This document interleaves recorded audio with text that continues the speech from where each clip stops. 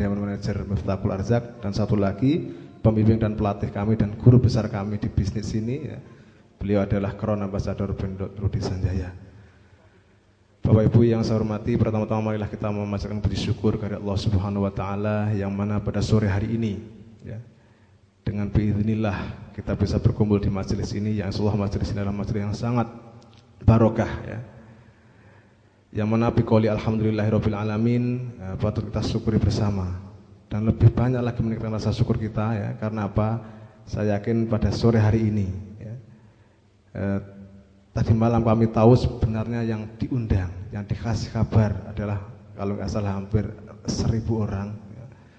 Dan hari ini yang hadir adalah panjenengan. Itu menunjukkan ya, jenenganlah orang yang hari ini dituntun oleh Allah sampai di tempat ini akan ditunjukkan sesuatu yang insya Allah nilainya lebih dari apapun yang ada di dunia ini ya. Yang kedua kali, sholawat dan salam semoga tetap terlimpahkan kepada junjungan kita Nabiullah Agung Muhammad sallallahu alaihi wasallam, yang selalu kita harapkan syafaatnya min yaumin hadza ila yaumil qiyamah. Bapak Ibu hadirin yang dirahmati Allah ya. Di sini kami selaku Shahibul Bait ya. Bukan juga termasuk Shahibul Hajat, tapi kalau Shahibul Hajatnya insyaallah Anda semua ya, seluruh distrik mitra keling ada di Blitar dan sekitarnya ya, khususnya grup under Bapak Rudi Sanjaya itu sebagai Shahibul Hajatnya ya. Kebetulan kami di sini sebagai Shahibul Baitnya ya. Pertama-tama kami mengucapkan terima kasih yang sebesar-besarnya atas kehadiran panjenengan yang telah mau hadir di tempat ini ya, dan menyaksikan ya, artinya menyaksikan salah satu impian kami yang akan kami wujudkan nantinya ya melalui usaha ini, yaitu adalah lembaga ini. Dan yang kedua kali saya mohon maaf yang sebesar-besarnya kepada panjenengan semua yang insya Allah mungkin ada sesuatu yang kurang mengenakan di hati panjenengan, mulai dari sambutan kami atau mungkin tempat pinaraannya kami sediakan ya. Kok nggak ada karpetnya ya? Saya tahu hari ini hari puasa semua ya, butuh yang sejuk-sejuk katanya. Makanya tidak saya kasih karpet ya, biar sejuk. Nah. Dan juga apabila di antara teman-teman kami yang ketika menyambut panjenengan rawuh tadi kurang berkenan di hati panjenengan, sekali lagi ya, dengan ketulusan hati kami mohon maaf yang sebesar-besarnya. Bapak Ibu hadirin yang dirahmati Allah ya, sedikit kami akan menyampaikan sebuah kesaksian. Saya katakan seperti itu ya, bukan kami mau bertausiah, bukan, tapi sedikit kesaksian. Terus terang Bapak Ibu, 3 tahun yang lalu kami jarang pakai busana yang rapi seperti ini ya. Nah, terus terang kami 3 tahun yang lalu, kalau jenengan bisa tanya ke lingkungan kami ya, karena sekali lagi kami dalam ilmu agama mendalami sufisme ya. Nah, kami dulu cenderung sering pakai bagia.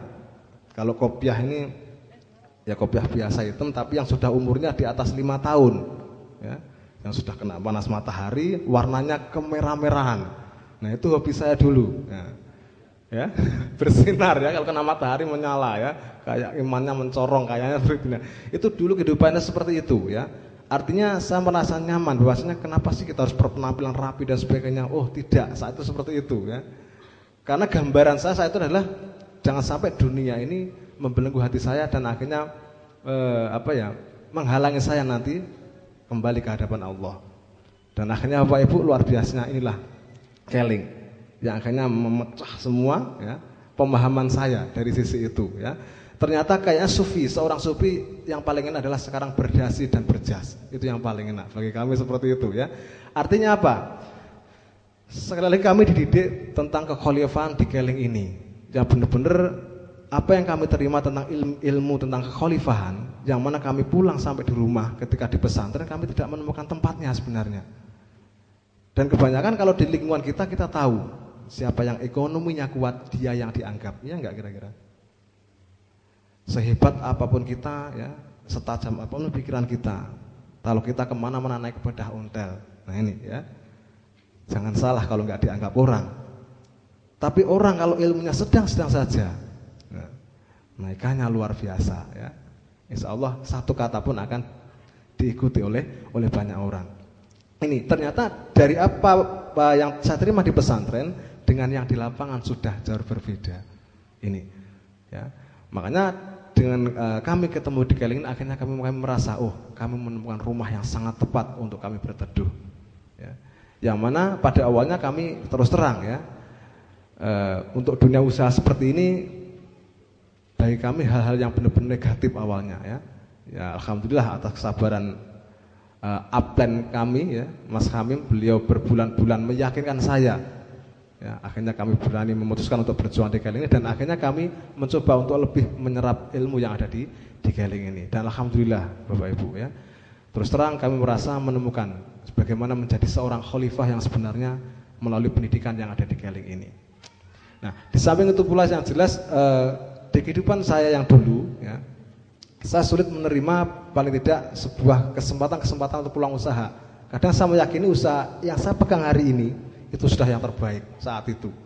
Walaupun saya katakan saya tidak, istilahnya 3 tahun lalu bukan sebagai seorang yang sangat kekurangan, tidak, tapi artinya saya tidak gampang ketika diajak untuk menjalankan usaha apapun. Artinya saya menutup diri, apalagi datang teman mengatakan ini bisnis luar biasa dan ngomong kalau ini multi level marketing saat itu. Nah, itu yang akhirnya tidak membuat saya yakin. Dan saya katakan, oh tidak, saya tidak mau menjalankan usaha seperti ini.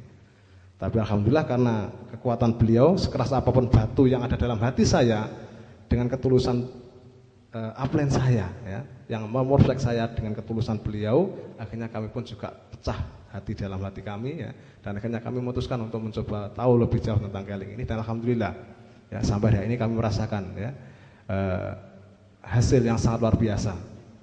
Dan hasil yang saya rasakan bukan hanya sisi materi yang terutama itu.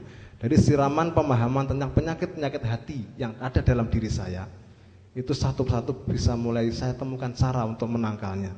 Contoh seperti ini Bapak Ibu, paling tidak saya itu sering berpikir ketika nanti kembali kepada Allah, dan Allah menanyakan, hei Hakim, anak bojomu mau ingoni teko ngendi, usahamu apa, kerjamu apa?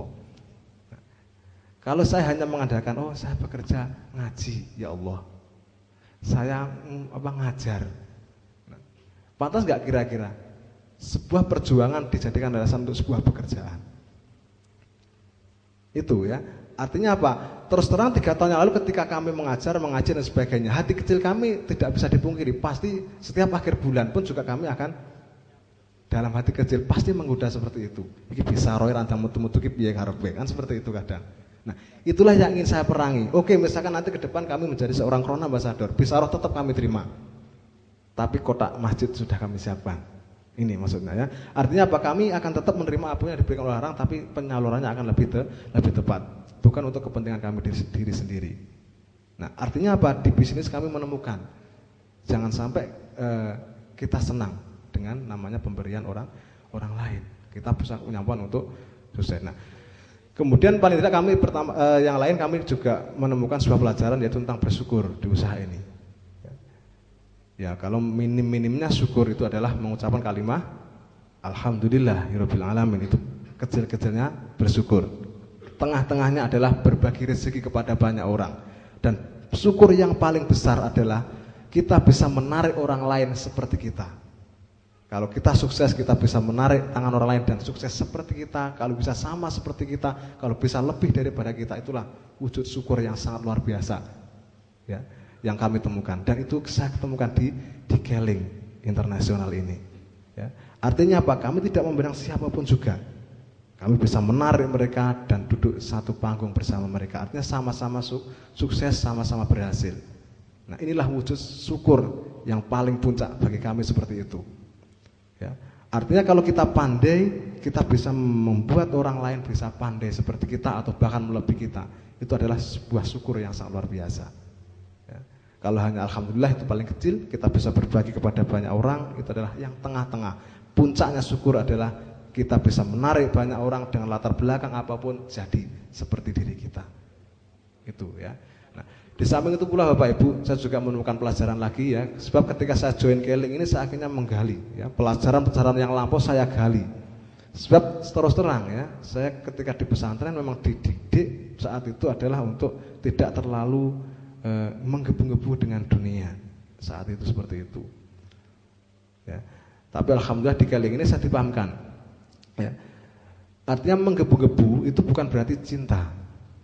Sebab ketika banyak orang berjuang mencari kesejahteraan dalam hidupnya, itu bukan orang yang sedang keduniaan, tidak ya. Sebab yang saya katakan orang yang cinta dunia itu adalah ketika dia pegang uang. Nah ini, sepeser pun zakatnya tidak keluar. Kemudian juga sedekahnya tidak keluar. Nah, ini menunjukkan kalau itu namanya baru cinta dunia.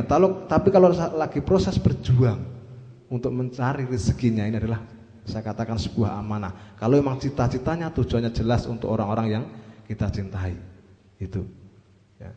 Nah, terus terang akhirnya saya menemukan sebuah hadis yang benar-benar mencambuk diri saya. Ya. Yang saat itulah akhirnya kami benar-benar fokus berjuang untuk sukses yang jelas seperti itu. Yaitu ada sebuah hadis yang mengatakan seperti ini. Ada dosa yang tidak bisa diampuni oleh sholat, puasa, dan haji. Jadi ada dosa yang tidak bisa diampuni oleh puasa, sholat, dan haji. Ya. Kecuali satu dengan kerja keras. Nah ini. Itu akhirnya saya wujudkan di usaha ini, di bisnis ini, yaitu kerja keras itu. Ya. Terus terang ya, ternyata dari situ kami akhirnya paham. Oh, bisnis ini sampai sejauh ini memberikan pemahaman kepada kami. Dan alhamdulillah hari ini sebagai wujud daripada itu semua ya. Artinya kita akan banyak berbagi ya dengan pembimbing kita Bapak Bendot Budi Sanjaya dan Bapak Aris Murtado ya. Beliaulah yang benar-benar menginspirasi kami sampai saat ini ya. Karena kalau nggak salah 1 minggu yang lalu Bapak Aris sudah mengadakan acara santunan seperti ini di Stokis ya. Kami juga greget pengen seperti beliau. Dan akhirnya alhamdulillah ya para pembimbing mengadakan acara pada hari ini itu sebagai tindak lanjut untuk menunjukkan kepada kita bersama bahwasanya Keling tidak hanya sekedar presentasi, tapi juga akan mendidik kepada kita tentang bagaimana kita bisa berbagi kepada banyak orang. Karena semakin kita banyak berbagi, yakinlah dari situlah pintu rezeki kita akan ditingkatkan berlipat ganda oleh Allah Subhanahu wa taala. Pesan kami yang terakhir buat Bapak Ibu hadirin, terutama teman-teman ya, yang sekarang ini lagi berjuang di Keling ya. Jangan surutkan niat panjenengan. Setiap proses pasti ada hambatan, tapi yakinlah inna ma'al usri yusro ya. Setiap ada kesulitan pasti di situ akan Anda temukan kemudahan. Makanya jangan sampai Anda berhenti di kesulitan Anda. Dan ketika kemudian dikirimkan oleh Allah, Anda sudah tidak berada di tempat Anda. Makanya tetaplah bertahan, tetaplah berjuang ya, untuk orang-orang yang kita cintai ya. Itu saja mungkin dari kami yang bisa kami sampaikan ya. Semoga sedikit apa yang kami sampaikan tadi bisa bermanfaat buat panjenengan. Apabila ada kekurangan itu semata-mata kami sebagai manusia yang dhaif, dan apabila ada kelebihan ya, itu yang jelas semua dari Allah yang dititipkan kepada kami untuk panjenengan. Sekian dari kami, saya akhiri. Wassalamualaikum warahmatullahi wabarakatuh. Jazakumullahu ahsanal jaza atas sambutan beliau yang Masya Allah.